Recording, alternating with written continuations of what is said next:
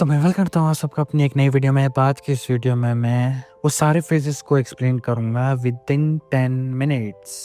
तो वीडियो शुरू करने से पहले प्लीज हमें कमेंट करके बताइए कि आपका कौन सा फेवरेट फेज था MCU का। तो प्लीज हमारी वीडियो को लाइक कर दीजिए, चैनल को सब्सक्राइब कर दीजिए। तो विदाउट एनी टाइम वेस्ट हम इस वीडियो को शुरू कर देते हैं। पहले फेज में 6 मेन एवेंजर्स को सेटअप करना था, जो काम बेटर ढंग से हुआ। हर एक मूवी, हर एक कहानी मतलब प्रॉपरली सेट थी, मतलब को प्रॉपर टाइम दिया गया था। पहले आयरन मैन 1 में निक फ्यूरी का कैमियो हुआ। यहाँ पे हमने पहली बार एवेंजर्स वर्ड सुना। एमसीयू के पास इस मोमेंट पे कोई मतलब आइडिया नहीं था कि मतलब इस तरीके से वो लोग इस चीज को दिखाएंगे। निक फ्यूरी का ये एक इस तरह के लिए डाला था, लेकिन बाद में ये चीज सही भी लगी कि इन चीजों को फेस वाइज लोगों को दिया जाए। इसी समय मार्वल ने 3 शॉर्ट फिल्म भी बनाई थी। हैमर आइटम 47, जिसे मूवी के ब्लू रे प्रिंट के साथ डिजिटल रिलीज पर छोड़ा गया। अगर हम फेज 1 की विलन की बात करें तो आयरन मैन में दिखा ओबर्ट आइंस्टाइन एके आयरन मॉन्गर। हल्क में था एवन ब्लॉस की अबोमिनेशन। आयरन मैन 2 में था इवन बॉन्को और जस्टिन हैमर। थोर में लोकी था। कैप्टन अमेरिका फर्स्ट एवेंजर में हाइड्रा था, मतलब रेड स्कल। फिर हमारे सामने आती है एवेंजर्स मूवी, यहाँ पे था लोकी ही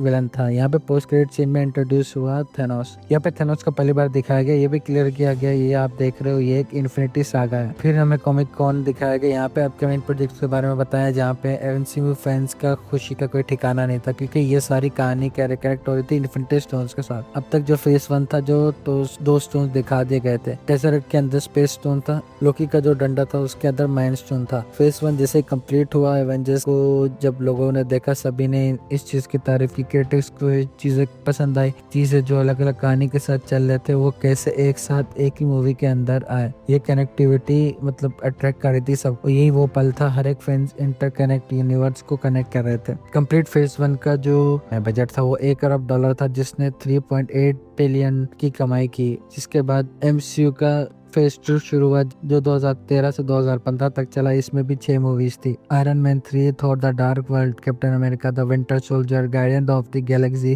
और एवेंजर्स एज ऑफ अल्ट्रॉन और एंटमैन। इतना ही नहीं बल्कि इसी दौरान एमसीयू ने अपनी पहली टीवी सीरीज को भी हमें दिया था, एजेंट्स ऑफ शील्ड का प्रीमियम इसी समय हुआ। शुरुआत में एजेंट्स ऑफ शील्ड की कहानी एमसीयू के साथ जोड़ के दिखाई जा रही थी। कुछ चीजें थी जिसे बाद में एमसीयू में इस सीरीज को अलग कर दिया। ये एमसीयू का हिस्सा ही है, पर अभी के लिए किसी दूसरे यूनिवर्स की अल्टरनेट कहानी की जैसे देख सकते हैं। फिर इसी फेज में एमसीयू ने अपने हीरोज की संख्या को बढ़ा दिया। हीरोज के साथ कुछ साइड किड्स भी है, जैसे फैल्कन और विंटर सोल्जर। दूसरी तरफ हमें गैलेक्सी लेवल पे, कॉस्मिक लेवल पे गार्डियन ऑफ द गैलेक्सी देखने को मिले, जहाँ में पावर स्टोन को दिखाया गया। थेनोस भी यहाँ पे पहली बार हमें स्क्रीन पर दिखा पूरी तरीके से। दूसरी तरफ मार्वल शॉट ने वन शॉट को भी क्रिएट किया था, जिसमें एजेंट कार्टर जैसे शो थे। के विलेंस की बात करें तो आयरन मैन 3 से मिला Aldrich Killian Mandarin. Thor Dark World में मेलिकित मिल। Captain America the Winter Soldier से Alexander Pierce Winter Soldier. Guardian of the Galaxy से रोनन और थेनोस। एज ऑफ अल्ट्रॉन से हमें अल्ट्रॉन मिला और थेनोस भी। एंटमैन से हमें येलो जैकेट देखने को मिला। फेज 2 में हमें दो और इन्फिनिटी स्टोन दिखाया गया था। गार्डियन ऑफ द गैलेक्सी में पावरफुल स्टोन देखने को मिला और थॉर द डार्क वर्ल्ड में हमें रियलिटी स्टोन को देखा। इस फेज 2 का लगभग बजट था $1.1 बिलियन, जिसमें टोटल $5.2 बिलियन से ज्यादा की कमाई थी। यहाँ पे वो पल था जिसने क्रिटिक्स को guardian of the Galaxy, captain America the Winter soldier जैसी मूवी अच्छी लग रही थी। मतलब इन मूवी को काफी तारीफ मिली। दूसरी कमाई के मामले में Iron Man 3 Age of Ultron ये भी कम नहीं थे। इन लोगों ने साथ मिलकर $1 बिलियन से ज्यादा की कमाई की। इसी बीच नेटफ्लिक्स ने एज ऑफ अल्ट्रॉन और एंटमैन के बीच में एक डेयरडेविल की सीरीज भी डाल दी। फिर इसके बाद शुरुआत हुई मार्वल के फेज 3 की। 2016 से 2019 में एमसीयू की 11 मूवीज थी। Captain America, Civil War, Guardian of the Galaxy volume 2, Spiderman, Homecoming, Thor Ragnarok, Black Panther, Avengers Infinity War, Antman and the Wasp, Captain Marvel, Avengers Endgame और Spiderman Far From Home. MCU में यहाँ पे सबसे अपने नए और महंगे characters को इंट्रोड्यूस किया इस फेज 3 में, क्योंकि आगे इन्फिनिटी सागा का फाइनल इवेंट था थैनोस के साथ। इन सभी हीरोज को एक जगह लाना भी था। वहीं दूसरी तरफ नेटफ्लिक्स मार्वल यूनिवर्स ने अपने यूनिवर्स को और ज्यादा एक्सपेंड कर दिया। उसने and phase, Jessica Jones, the Punisher, Luke के जैसे नए कैरेक्टर्स को दिया और इनकी सबकी अलग अलग कहानी एक अलग अलग सीरीज में मिलती रही। और यहाँ पे इन्फिनिटी वॉर की कहानी हमें फेज 3 में देखने लगी। यहाँ पे हीरोज एक दूसरे के खिलाफ हो गए। Captain America America Civil War में हमने हीरोज वर्सेस हीरोज को देखा।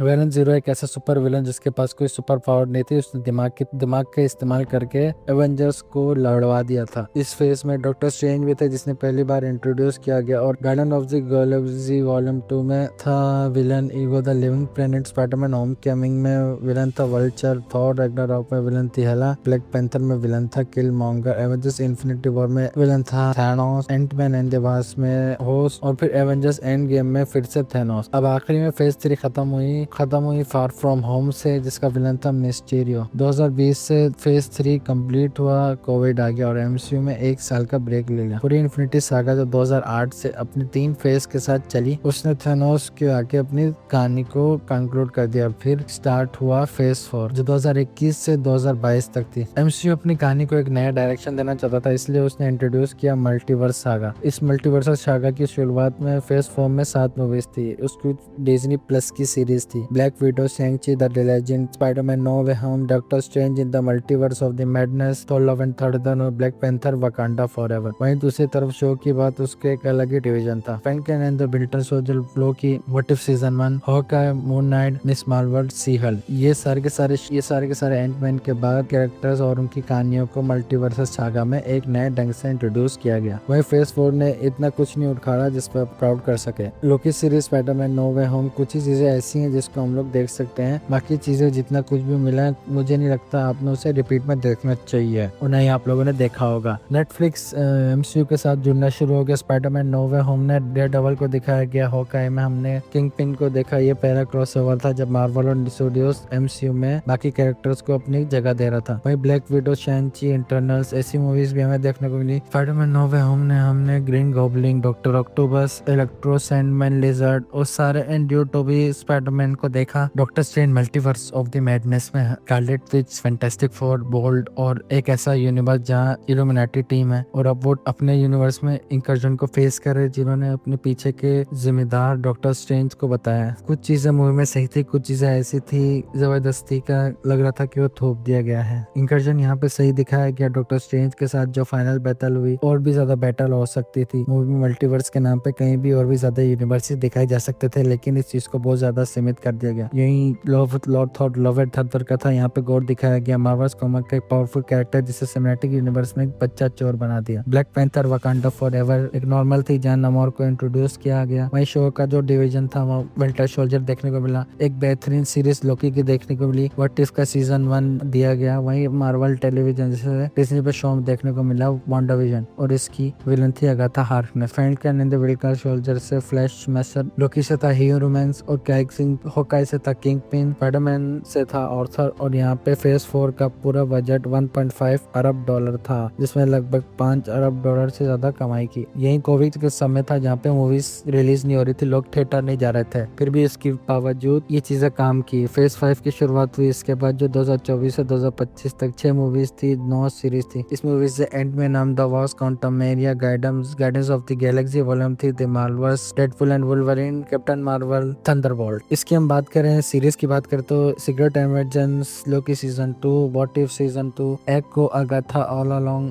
Eyes of Wakanda, Your Friendly Neighbourhood Spiderman, Daredevil, Born Again, Ironheart शामिल है। वह इस समय जो फेज चल रहा है वो है फेज 6। इसकी फेज शुरुआत हो चुकी है 2025 से, जिसका एंड होगा 2027 तक। पहली मूवी फेज 6 की थी फैंटास्टिक फोर। अब इस साल 2026 में स्पाइडरमैन, ब्रांड न्यू डे और एवेंजर्स डूम्सडे। इस फेज का एंड अगले साल 2027 में होगा सीक्रेट वॉर्स के साथ, लेकिन रूमर का मारा जाए तो सीक्रेट वॉर्स हमें 2 पार्ट में देखने को मिल सकती है, इसलिए ये फेज 6 2028 तक भी जा सकती है। फिर इसके बाद फेज 7, 8, 9 भी है, जिसे सागा या टाइमलेस सागा भी कहा जा सकता है। लेकिन उससे पहले फेज 6 के आखिरी शोडाउन सीक्रेट वॉर्स में एमसीयू फिर से सॉफ्ट रिबूट होगा। यहाँ पे जितने भी कैरेक्टर्स की कहानियां चल रही है, जैसे एक्समैन, एवेंजर्स, इनह्यूमन, बाकी यूनिवर्सेस के फैंटास्टिक फोर, ये जितनी भी बिखरी हुई स्टोरी है उनको एक साथ लाया जाएगा, ताकि इसके बाद जो एवेंजर्स या कोई बड़ी मूवी हमने देखने को मिले, वहाँ ये सारे जितने भी कैरेक्टर्स होंगे, जितनी कहानियां होंगे, वो कनेक्टेड है। और क्योंकि यहाँ पे जो हो रहा है, ये कहानी आज से 20 साल पहले की है, इसे अभी कंटिन्यूटी दी जा रही है। इसे हाल बाकी स्टोरीज की भी है जो आज से 20 साल पहले रुक गई थी। फेज 7 से ये सारे चीजें नए ढंग से शुरू होगी। एवेंजर्स, एक्समैन, फैंटास्टिक फोर, इन सब की कहानियां एक साथ हमें देखने को मिलेगी। वहीं हमें इन नए फेज को नाम दिया जाए टाइमलेस सागा, तो ये बिल्कुल कॉमिक्स और की कहानियों से मैच करेंगी। खैर टाइमलेस सागा में मैं कैंग को मेन विलन दिखाना ये बहुत बड़ा टॉपिक है। किसी ने अगर कॉमिक्स पढ़ी है तो ये चीज समझता होगा, लेकिन एमसीयू में जो कैंग के हाल हुए हैं उस चीज को लेके एमसीयू लेके सीरियस होगा वो तो